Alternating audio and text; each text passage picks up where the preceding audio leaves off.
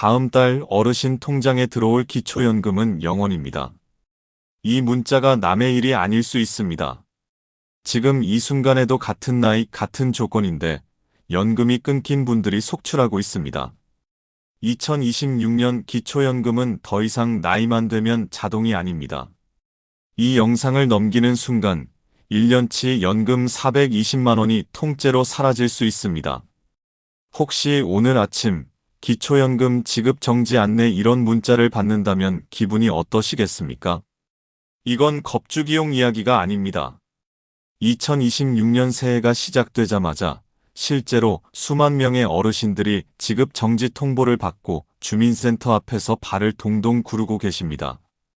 특히 올해는 정말 다릅니다. 정부가 작정하고 기준을 손봤기 때문입니다. 그래서 이런 말들이 터져 나옵니다. 작년이랑 똑같이 살았는데 왜 갑자기 끊겨? 옆집 김길수 씨는 집도 있고 차도 있는데 받는다던데 전세 사는 나는 왜 탈락이야? 억울하시죠? 분통 터지시죠? 하지만 문제는 정부의 전산망은 억울함을 전혀 고려하지 않는다는 점입니다. 여러분 통장에 찍힌 10원, 100원 단위의 입출금 내역, 자녀가 무심코 보낸 용돈, 심지어 10년 전에 잊고 있던 휴면 계좌 잔액까지. 이 모든 것을 정부의 슈퍼컴퓨터가 한치 오차 없이 끌어모아 여러분을 탈락 후보로 분류합니다. 그리고 여기서 끝이 아닙니다. 진짜 공포는 지금부터입니다. 만약 부정수급으로 의심받는 순간 그동안 받았던 기초연금 수천만 원을 한꺼번에 토해내라는 통보가 날아올 수 있습니다. 평생 성실히 살고 국가 믿고 버텨온 노후 자금이 실수 하나, 설정 하나 때문에 공중분해되는 겁니다. 지금 이 영상을 보고 계신 이영희님, 에이 설마 내 연금을 끊겠어 하고 채널을 넘기는 바로 그 순간 여러분의 1년치 기초연금 약 420만 원은 조용히 사라집니다. 그럼 묻겠습니다. 2026년 정부는 어떤 함정을 파놓았길래 이렇게 많은 분들이 한꺼번에 탈락하고 있는 걸까요? 지금 확인하지 않으면 다음 달 통장에 찍힐 숫자는 정말로 0일 수 있습니다. 구독과 좋아요 누르시고 단 10분, 죽을 때까지 나올 내 돈을 지금 여기서 지키셔야 합니다. 내 돈을 지키는 유일한 방법, 지금부터 정확하게 공개합니다. 채널 고정, 절대 놓치지 마십시오. 자, 그럼 가장 먼저 2026년에 정확히 무엇이 바뀌었는지 짚어보겠습니다. 정부 발표에 따르면 크게 7가지가 달라졌습니다. 첫 번째로 가장 궁금해하실 내용이죠. 바로 받는 돈, 연금액이 올랐습니다. 물가가 오르면 연금도 올라야겠죠. 2026년에는 물가 상승률 등을 반영해서 혼자 사시는 단독 가구는 매달 최대 34만 9,360원을 받게 되었습니다. 작년보다 6,850원이 더 오른 금액입니다. 부부가 함께 받으신다면 두 분 합쳐서 56만 원 가까이 받으시게 됩니다. 게다가 저소득층 우선 40만 원 확대 검토 중이니 주목하세요. 두 번째 변화는 정말 중요합니다. 선정 기준액, 즉 커트라인이 대폭 늘어났습니다. 이게 무슨 말이냐면 예전에는 소득이 조금만 있어도 탈락했는데 이제는 그 기준을 훨씬 넓혀줬다는 뜻입니다. 2026년 기준으로 단독 가구는 월 소득 인정액이 247만 원 이하면 받으실 수 있습니다. 작년이 228만 원이었으니까 무려 19만 원이나 오른 겁니다. 부부 가구는 더 파격적입니다. 월 소득 인정액이 395만 2천 원 이하면 신청 가능합니다. 그러니까 김길수님, 작년에 소득이 230만 원이라서 아깝게 탈락하셨다면 올해는 무조건 다시 신청하셔야 합니다. 올해 기준으로는 100% 합격이니까요. 세 번째는 국민연금을 많이 받으시는 분들에게 희소식입니다. 그동안 국민연금을 많이 받으면 기초연금을 깎아서 주는 제도가 있어서 불만이 많으셨죠. 2026년부터는 이 감액 기준이 완화되었습니다. 이제는 월 소득이 509만 원이 넘어가야 감액이 시작됩니다. 즉 국민연금을 웬만큼 받으셔도 기초연금까지 깎이지 않고 온전하게 다 받을 확률이 훨씬 높아졌다는 이야기입니다. 네 번째는 일하시는 분들을 위한 혜택, 근로소득 공제액이 올랐습니다. 일해서 돈 벌면 연금 깎이는 거 아니냐 걱정하시는데 이제는 월급에서 116만 원을 먼저 떼고 계산해 줍니다. 작년보다 4만 원 더 공제해 주는 거죠. 만약 여러분이 한 달에 300만 원을 버셔도 116만 원을 빼고 남은 금액의 70%만 소득으로 잡습니다. 그러니 건강이 허락하신다면 소일거리를 하셔도 연금 수급에는 큰 지장이 없습니다. 다섯 번째 변화는 조금 어려운 말인데 자연적 소비금액 기준이 좋아졌습니다. 쉽게 말해 여러분이 가진 돈을 생활비로 쓰거나 자녀에게 증여했을 때 그 돈이 내 재산에서 빠져나가는 걸 더 잘 인정해 준다는 뜻입니다. 예전에는 집을 팔아서 자녀를 도와주면 그 돈을 여전히 내가 가진 것으로 쳐서 분리했는데 이제는 그런 부분이 많이 완화되었습니다. 1억 원 정도를 썼을 때 단독 가구 기준으로 37개월 정도 지나면 재산에서 차감해주는 시기인데 이 기간이나 조건이 여러분께 유리하게 바뀌었습니다. 여섯 번째는 자녀 때문에 못 받던 억울함이 줄어듭니다. 바로 부양의무자 기준이 완화되었기 때문입니다. 특히 기초생활수급자와 연계된 부분에서 자녀의 소득을 100% 반영하던 것을 이제는 50%만 반영합니다. 자녀가 돈을 좀 번다고 해서 부모님이 지원을 못 받는 일이 줄어들게 되었습니다.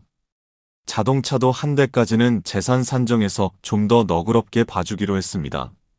마지막 일곱 번째는 재산 평가 시점의 변화입니다.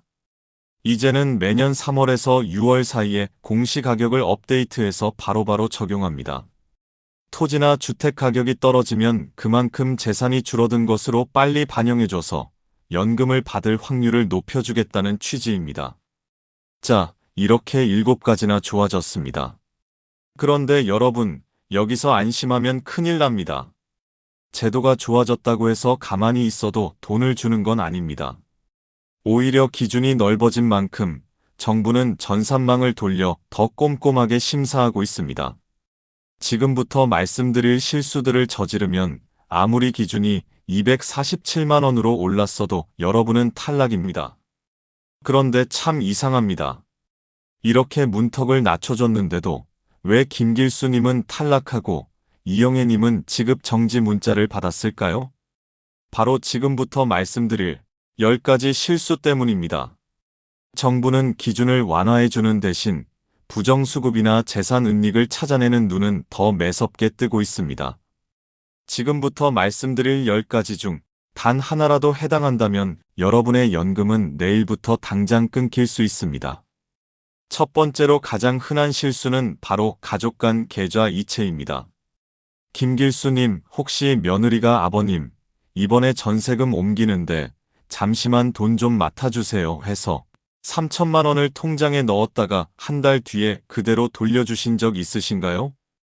김길수님 입장에서는 잠깐 보관만 해준 거니까 내 돈이 아니라고 생각하시겠지만 공단의 슈퍼컴퓨터는 다르게 봅니다. 들어올 때는 증여받은 재산, 나갈 때도 증여한 재산으로 봅니다. 통장에 찍힌 숫자는 변명해주지 않습니다. 가족끼리 큰돈 오갈 때는 반드시 차용증 작성하고 증빙 남기세요. 없으면 증여로 봐 탈락합니다. 두 번째는 손주나 자녀 명의로 된 차명 계좌입니다.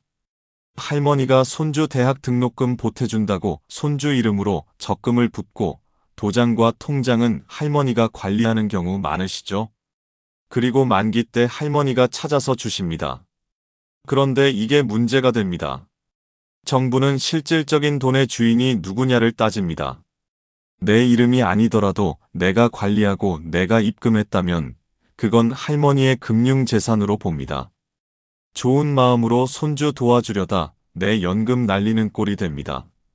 이어서 세 번째 실수는 부동산 저가 양도입니다. 시세 5억짜리 아파트를 아들에게 3억에 파는 경우입니다. 내 집 내가 싸게 파는데 뭐가 문제냐 하시겠지만 정부는 시세보다 현저히 낮게 판 금액만큼을 자녀에게 증여했다고 간주합니다. 게다가 집을 판 돈 3억 원을 어디에 썼는지 낱낱이 소명하지 못하면 집은 없는데 집값만큼의 현금을 여전히 가지고 있는 것으로 처리되어 소득인정액이 폭등하게 됩니다. 네 번째는 정말 억울한 경우인데 죽은 사업자 등록증입니다. 박철수님, 10년 전에 장사 접으시고 폐업 신고 귀찮아서 그냥 두셨죠? 소득세 신고도 안 하니까 괜찮을 줄 아셨을 겁니다. 하지만 국세청의 소득이 0원이어도 사업자 등록증이 살아있으면 국민연금공단은 이 사람은 사업을 해서 돈을 벌 가능성이 있다고 보고 강제로 추정소득을 매깁니다. 아무 일도 안 하는데 서류상으로는 월 3, 40만 원씩 버는 사장님이 되어 연금을 못 받게 되는 겁니다. 지금 당장 폐업 신고하셔야 합니다. 다섯 번째는 여전히 무서운 고급 자동차입니다. 2026년에도 이 기준은 절대적입니다. 차량 가액이 4천만 원이 넘는 차를 타고 계신다면 여러분은 소득이 한 푼도 없어도 매달 4천만 원을 버는 사람과 똑같이 취급받습니다. 자녀가 효도한다고 뽑아준 비싼 차, 혹은 예전에 타던 차가 감가상각이 덜 되어서 4천만 원이 넘는다면 그 차는 여러분의 연금을 갉아먹는 애물단지입니다. 여섯 번째는 보험해약금의 습격입니다. 급한 병원비 때문에 20년 부은 보험을 깼더니 목돈 3천만 원이 들어왔습니다. 그 돈으로 병원비 내고 빚 갚아서 다 썼는데 다음 달 연금이 끊깁니다. 왜냐하면 보험해약금이 입금된 순간 여러분의 금융재산이 급격히 늘어난 것으로 잡히기 때문입니다. 그 돈을 어디에 썼는지 영수증 하나하나 증명해서 재산이 줄었다는 걸 입증하기 전까지는 늘어난 재산 때문에 탈락 상태가 유지됩니다. 일곱 번째는 자녀 통장 관리입니다. 앞서 말씀드린 차명 계좌와 비슷한데 이번엔 반대입니다. 딸 통장인데 비밀번호를 엄마가 알고 엄마가 생활비로 수시로 빼서 쓰는 경우입니다. 이러면 정부는 이 통장을 딸의 통장이 아니라 엄마의 비자금 통장으로 봅니다.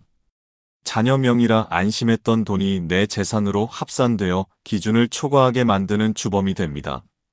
여덟 번째는 신고하지 않은 월세 소득입니다. 세입자랑 짜고 월세 신고 안 했으니까 모르겠지? 천만의 말씀입니다. 요즘 세입자들은 연말정산 받으려고 혹은 전세 사기 겁나서 확정일자 받고 월세 신고 꼬박꼬박합니다. 세입자가 신고하는 순간 국세청 전산에 여러분의 임대소득이 뜹니다. 소득 숨기려다 세금 폭탄 맞고 기초연금까지 박탈당하는 이중고를 겪게 됩니다. 아홉 번째 실수는 현금 보관입니다. 집을 팔고 받은 돈이나 갯돈을 은행에 넣으면 걸릴까봐 장롱 깊숙이 5만 원권으로 바꿔서 넣어두시는 분들 계시죠? 정부는 여러분의 최근 5년치 재산 변동 내역을 다 봅니다. 집을 팔았는데 그 돈이 은행에 없다면 아, 이분이 현금으로 가지고 계시구나 하고 기타 산정 재산으로 잡아버립니다. 썼다는 걸 증명 못하면 현금이 불타 없어져도 여러분은 그 돈을 가진 부자 취급을 받습니다. 마지막 열 번째는 배우자의 재산 변화를 무시하는 것입니다. 기초연금은 나 혼자 받는 게 아니라 부부가 한 몸입니다. 나는 재산이 없어도 남편이 이번에 퇴직금을 받거나 아내 명의로 된 시골 땅값이 오르면 나까지 덩달아 탈락합니다. 각자 주머니 찬다는 말은 국가 앞에서 통하지 않습니다. 수시로 배우자의 금융자산 변동까지 체크하지 않으면 어느 날 갑자기 날벼락처럼 지급 정지 통보를 받게 됩니다. 어떠신가요? 듣다 보니 가슴이 철렁 내려앉는 항목이 있으신가요? 나는 아니겠지 하는 그 아니란 생각 하나가 여러분의 소중한 노후 자금을 갉아먹고 있습니다. 자, 그럼 이 무시무시한 지뢰밭을 피해서 어떻게 해야 안전하게 연금을 받을 수 있을까요? 지금부터는 그 해법을 알려드리겠습니다. 그럼 난 어떡하란 말이냐? 가만히 앉아서 당하란 거냐? 답답해하실 김길수님, 이영희님. 절대 포기하지 마십시오. 지금부터 말씀드릴 7가지 행동 수칙만 당장 실행에 옮겨도 여러분의 소득 인정액이 뚝뚝 떨어져서 합격권으로 안전하게 들어올 수 있습니다. 메모지 꺼내시고 지금 바로 적으십시오. 첫 번째, 좀비 사업자는 오늘 당장 숨통을 끊으십시오. 가장 쉽고 확실한 방법입니다. 국번 없이 126번에 전화하거나 가까운 세무서, 민원실, 그것도 힘들면 자녀에게 홈택스 어플로 폐업 신고 좀 해다오라고 부탁하세요. 5분이면 끝납니다. 소득이 없는데도 서류상 살아있어서 잡혀있던 추정소득 몇십만 원이 그 즉시 0원으로 사라집니다. 이것 하나만으로도 탈락 위기에서 탈출하신 분들이 수두룩합니다. 두 번째, 자동차는 4천만 원이라는 숫자를 목숨처럼 지키십시오. 만약 지금 타시는 차가 4천만 원이 넘는다면 과감한 결단이 필요합니다. 차가 꼭 필요하시다면 차량 가액이 낮은 차로 바꾸시거나 최근 유행하는 장기 렌터카를 이용하는 것도 아주 훌륭한 방법입니다. 렌터카는 내 재산이 아니라 렌트 회사의 재산이기 때문에 아무리 비싼 차를 타도 기초연금 소득인정에게는 단 1원도 포함되지 않습니다. 내 명의의 비싼 차를 고집하다가 연금 40만 원을 날리는 것보다 렌터카를 이용하는 게 훨씬 이득일 수 있습니다. 세 번째, 보험을 깰 때는 해약 말고 감액 완납을 활용하십시오. 병원비나 생활비가 급해서 보험을 깨려고 하시나요? 그 순간 목돈이 들어와서 소득이 폭등한다고 말씀드렸죠. 이럴 때는 보험 설계사에게 전화해서 감액 완납 제도를 이용하겠다고 말씀해 보세요. 이게 뭐냐면 보험을 해지해서 돈을 받는 게 아니라 보장 금액을 줄이는 대신 앞으로 보험료를 안 내고 보험을 유지하는 기능입니다. 이렇게 하면 목돈이 통장에 찍히지 않으니 소득 인정액이 늘어나지 않고 보험 혜택은 그대로 유지할 수 있어서 연금 수급에 훨씬 유리합니다. 네 번째, 통장에 이름표를 붙여서 용도를 쪼개십시오. 혹시 1억 원을 한 통장에 다 넣어두고 계신가요? 공무원이 볼 때 그 돈은 그냥 쌓아둔 재산입니다. 오늘 당장 은행에 가셔서 통장을 서너 개 만드십시오. 그리고 각각 병원 비용, 생활 비용, 경조사 비용 이렇게 이름을 붙여서 나누십시오. 그리고 실제로 병원비는 병원비 통장에서만 나가게 하십시오. 나중에 조사 나왔을 때 이 돈은 내가 부자라서 모아둔 게 아니라 당장 다음 달 수술비로 나갈 필수 자금이다라고 주장할 수 있는 강력한 근거가 됩니다. 그냥 뭉칫돈으로 두는 것과 천지 차이입니다. 다섯 번째, 현금을 쓰실 때는 무조건 흔적을 남기십시오. 집을 팔거나 적금을 타서 생긴 목돈을 쓰실 때 절대로 현금 박치기 하지 마십시오. 귀찮더라도 반드시 체크카드나 신용카드를 쓰시거나 현금 영수증을 끊으셔야 합니다. 기초연금은 재산이 줄어든 것을 인정받으려면 그 돈을 어디에 썼는지 본인이 입증해야 합니다.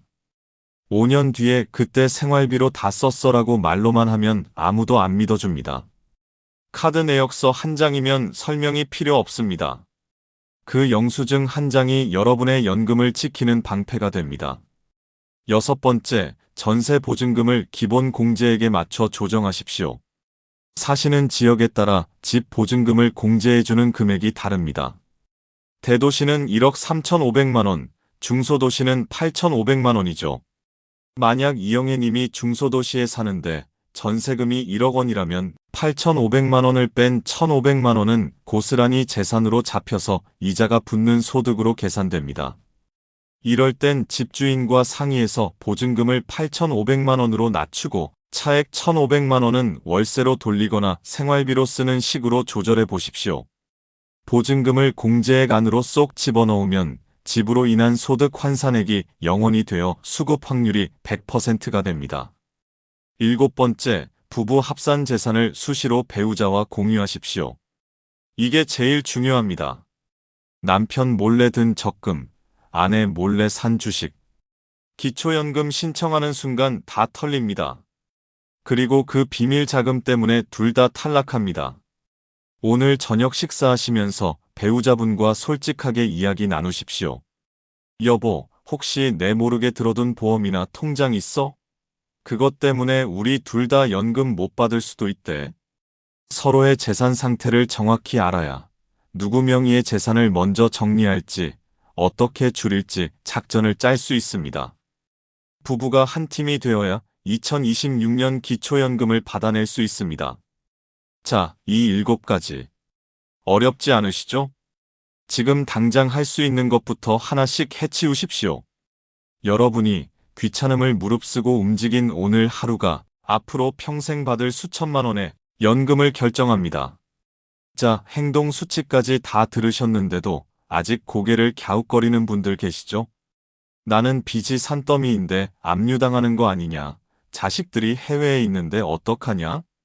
현장에서 가장 많이 물어보시는, 하지만 아무도 속 시원히 안 알려주는 특급 질문 3가지를 제가 딱 정해드리겠습니다.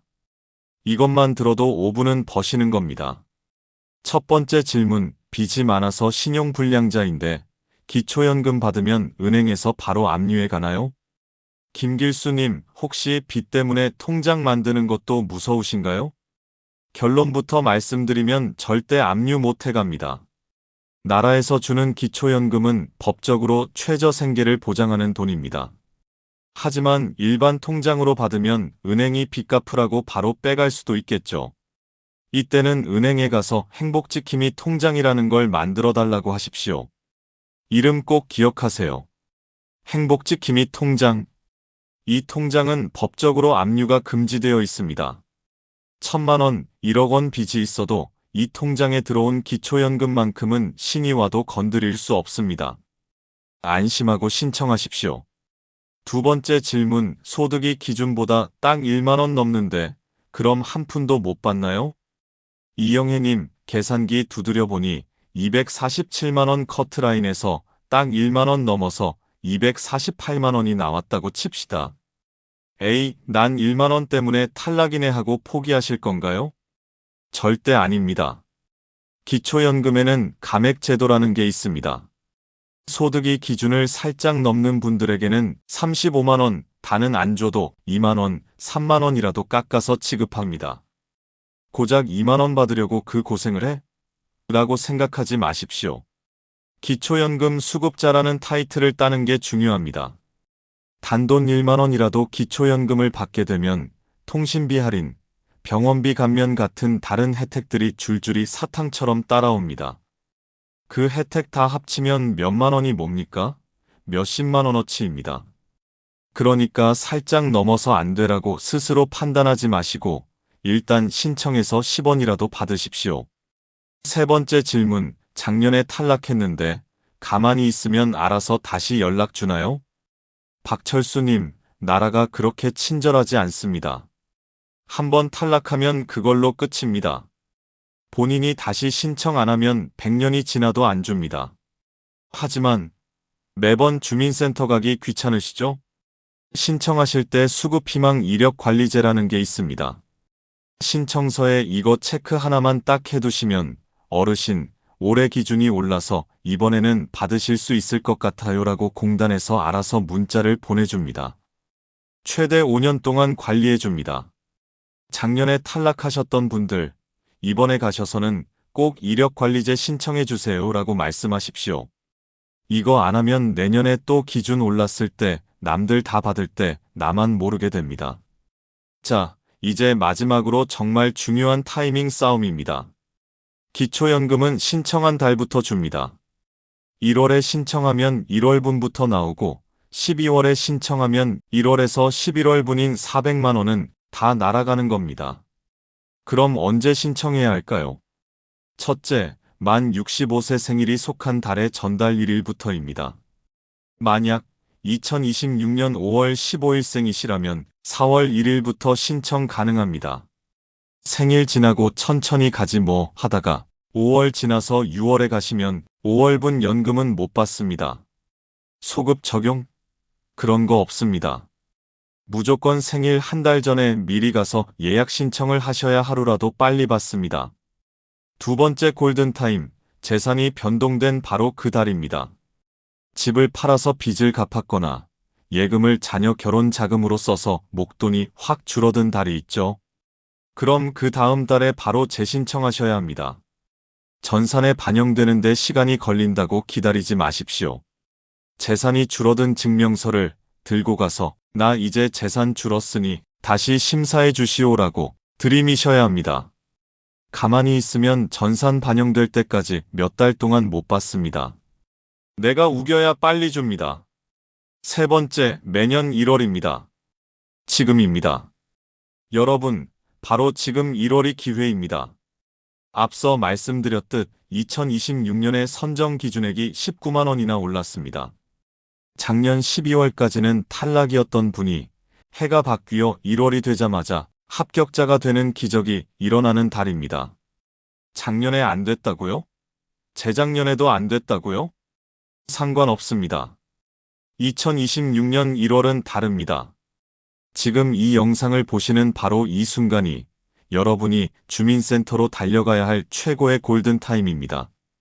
그럼 이제 마지막으로 기초연금 말고도 2026년에 여러분이 챙겨가야 할 보너스 혜택들을 정리해 드리겠습니다. 이거 모르면 진짜 손해입니다. 오히려 기초연금보다 더 큰 금액을 받을 수 있는 2026년형 효자제도 3가지를 알려드리겠습니다. 이것만 챙기셔도 노후 걱정의 절반은 사라집니다. 첫 번째는 바로 주택연금입니다.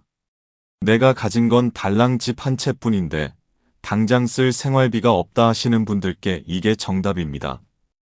2026년에도 공시가격 12억 원 이하의 주택이나 오피스텔에 사신다면 누구나 신청 가능합니다. 이게 왜 좋으냐면요. 내 집에서 평생 이사 안 가고 살면서 그 집을 담보로 매달 월급처럼 국가에서 돈을 줍니다. 부부가 둘 다 돌아갈 때까지 나옵니다.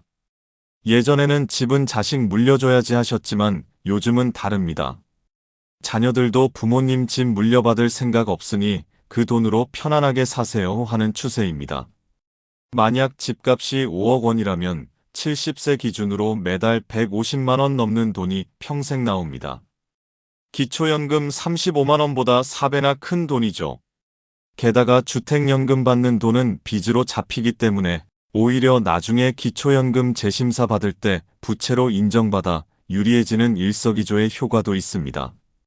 두 번째는 확 바뀐 기초생활수급 제도입니다.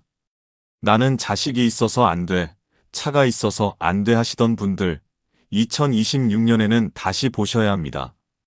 올해부터 생계급여 선정 기준이 기준 중위소득 35%까지 대폭 늘어났습니다. 쉽게 말해 예전에는 정말 어려워야 줬다면 이제는 조금만 어려워도 국가가 생계비를 지원한다는 뜻입니다. 특히 가장 반가운 소식은 의료급여 부양의무자 기준이 사실상 폐지 수순을 밟고 있다는 겁니다. 자녀가 돈을 좀 벌어도 자녀와 연락이 뜸하거나 부모님 재산이 없다면 병원비를 거의 공짜로 이용할 수 있는 의료급여 혜택을 받을 수 있습니다. 무릎이 아파도 허리가 아파도 병원비 걱정 때문에 참으셨던 분들, 이제는 참지 마시고 주민센터 가서 바뀐 기준으로 다시 상담해달라고 당당하게 요구하십시오. 세 번째는 노인 일자리 사업입니다. 몸이 아픈데 무슨 일을 해? 라고 생각하지 마십시오. 2026년 노인 일자리는 힘쓰는 일이 아닙니다. 동네 놀이터 지킴이, 초등학교 급식 도우미, 공공기관 안내 같은 가벼운 일들이 대부분입니다. 중요한 건 수당이 올랐다는 겁니다. 공익형 일자리의 경우 한 달에 30만 원 정도를 받으시는데 이 돈은 기초연금 소득 산정할 때 무려 30%를 공제해 줍니다. 즉, 밖에서 힘들게 알바해서 30만 원 벌면 기초연금이 깎일 위험이 있지만 나라에서 주는 노인 일자리로 30만 원을 벌면 기초연금도 지키고 용돈도 버는 셈입니다. 돈도 벌고 동네 친구들도 만나고 건강도 챙기는 최고의 방법입니다. 이 외에도 시골에 묵혀둔 땅이 있다면 농지연금, 혼자 거동이 불편하시면 요양보호사가 집으로 찾아오는 장기요양보험, 겨울철 난방비를 현금으로 주는 에너지 바우처까지 찾아 먹지 않으면 사라지는 눈먼 돈들이 너무나 많습니다.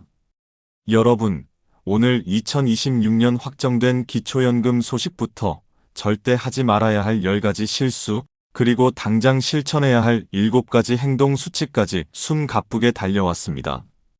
제가 오늘 이 긴 영상을 통해 김길수님, 이영희님께 꼭 드리고 싶은 말씀은 딱 하나입니다. 제발 미리 포기하지 마십시오. 평생을 가족을 위해 헌신하고 자식들 키우느라 허리띠 졸라매며 살아오셨잖아요. 이제 늙고 힘없다고 국가가 주는 혜택마저 눈치 보며 포기하실 겁니까? 절대 그러지 마십시오. 기초연금 최대 34만 9천 원, 1년 약 420만 원입니다. 10년이면 4천만 원이 넘는 큰 돈입니다. 그 돈은 공짜가 아닙니다. 여러분이 젊은 시절 흘린 땀방울과 세금으로 만들어진 여러분의 당당한 권리입니다. 나는 몰라서 못했어라는 말이 세상에서 제일 슬픈 말입니다. 오늘 제가 알려드린 내용, 며느리에게, 자식에게, 아니면 친구에게라도 꼭 공유해 주시고 내일 날 박는 대로 신분증 하나 챙겨서 주민센터 문을 두드리십시오. 나도 받을 수 있는지 다시 한번 확인해 주시오라고 큰 소리로 말씀하십시오. 오늘 영상이 여러분의 팍팍한 노후의 단비 같은 희망이 되었기를 진심으로 바랍니다. 혹시 궁금한 점이 있으시면 댓글로 남겨주세요. 제가 아는 한 정성껏 답변해 드리겠습니다. 도움이 되셨다면 구독과 좋아요 꼭 눌러주시고 여러분 한 분 한 분이 빠짐없이 혜택을 누리는 그날까지 저는 더 돈이 되는 정보, 더 힘이 되는 소식 들고 다시 찾아오겠습니다. 날씨가 많이 춥습니다. 돈도 중요하지만 무엇보다 건강이 최고입니다. 오늘도 따뜻한 밥 한 끼 든든하게 챙겨 드시고 행복한 하루 보내십시오. 감사합니다.